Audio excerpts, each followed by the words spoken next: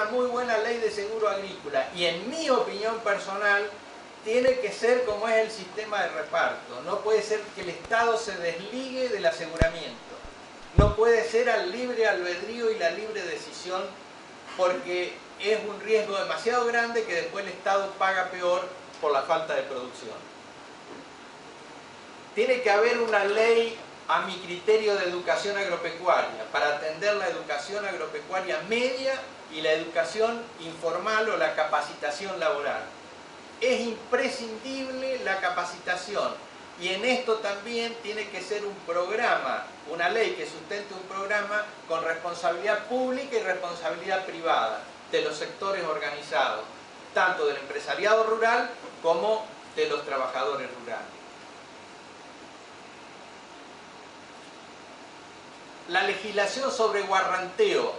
El guarranteo en la Argentina, en el sector agropecuario, la ley de Warren fue muy aprovechada históricamente por los sectores azucareros, pero el sistema de guarranteo es una herramienta de financiamiento muy importante y yo creo que hay que buscar la forma de adaptar la ley para que se pueda generalizar a otros sectores del sistema agropecuario. La política impositiva, no vamos a decir mucho, pero lo que sí vamos a decir es que la Argentina ha gravado en forma muy pesada a la producción y en forma muy liviana a la posesión de la tierra. ¿No es cierto? Voy a dar un ejemplo de un caso que conozco. Un señor que, por la razón X, recibió casi 1000 hectáreas de campo bueno y entonces se puso a estudiar si le convenía comprar máquinas y producir o si le convenía arrendar. Descubrió que podía hacer contratación de trabajo, producir en su tierra con un esquema de rotación determinado, con el mínimo de riesgo, y la plata de alquiler de esos campos, que por supuesto le sobraba para pagar el inmobiliario y bienes personales, que no tiene casi incidencia, salvo una parte que sacó para su propia vida, lo reinvirtió en un fideicomiso para justamente financiar la siembra de su campo y de otros campos. O sea, el fideicomiso no está grabado, o no estaba grabado, y de esa manera paga poco impuesto y sigue siendo dueño del campo. No está mal que sea dueño del campo, pero nosotros tenemos que buscar sistemas más equitativos que favorezcan y premien al que produce y no premien al que no produce, ¿no es cierto? Es decir, acá tenemos un problema muy serio con esto, que no es solo la retención, es además de la retención todo un sistema que cae sobre la producción y no sobre el bien productivo. Esto es un tema de mucha discusión,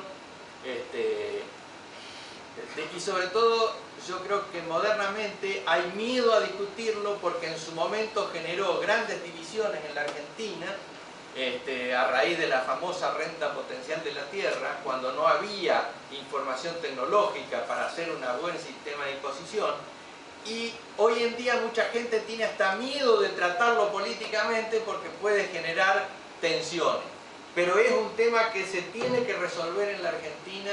Si no, nosotros no podemos generar un proceso de desarrollo.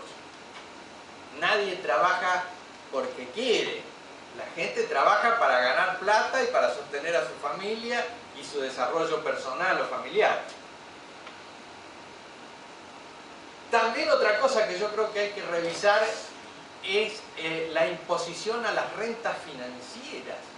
La Argentina es un paraíso financiero para la renta financiera. Entonces, yo creo que el sistema impositivo, que por supuesto no se puede ver solo desde el sector agropecuario, es uno de los frenos que tenemos para el proceso de desarrollo productivo. Deficiencias en el transporte multimodal.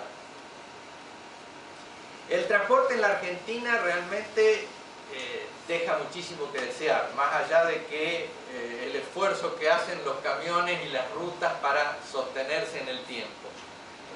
Primero, tenemos el problema de la navegabilidad del río Paraná. De San Lorenzo hacia arriba, con muy poco costo, ya se ha hecho el balizamiento, pero falta hacer dragado de algunos tramos y las curvas para que puedan transportar mejor las barcazas. Hay un problema serio ahí que resolver y de bajo costo. Tenemos un serio problema con los ferrocarriles. Cuando se privatizaron los ferrocarriles, se concesionó el material tractivo y rodante, pero no las vías que son del Estado, y por suerte siguen siendo del Estado. Pero son vías que están inadecuadas en trocha, inadecuadas en el peso por unidad métrica, que es el que tiene que resistir los grandes convoyes de carga que hoy en día se usan en el mundo, y tienen el otro gran problema que son los pasos a nivel.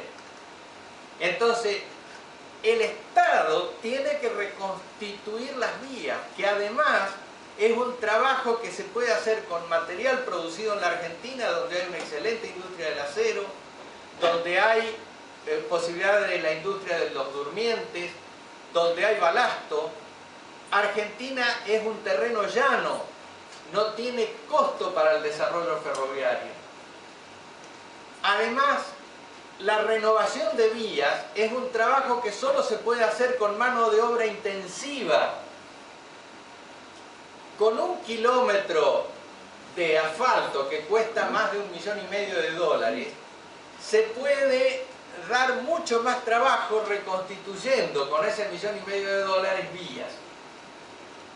Estamos hablando del transporte de carga, no estoy hablando del transporte del conurbano ferroviario, que a veces nos traiciona a los políticos, porque lo que hace ruido políticamente es el transporte del conurbano, pero lo que limita la producción seriamente es la falta de desarrollo ferroviario. Quiero decir también, respecto de este tema, que el otro gran problema es la carga aérea.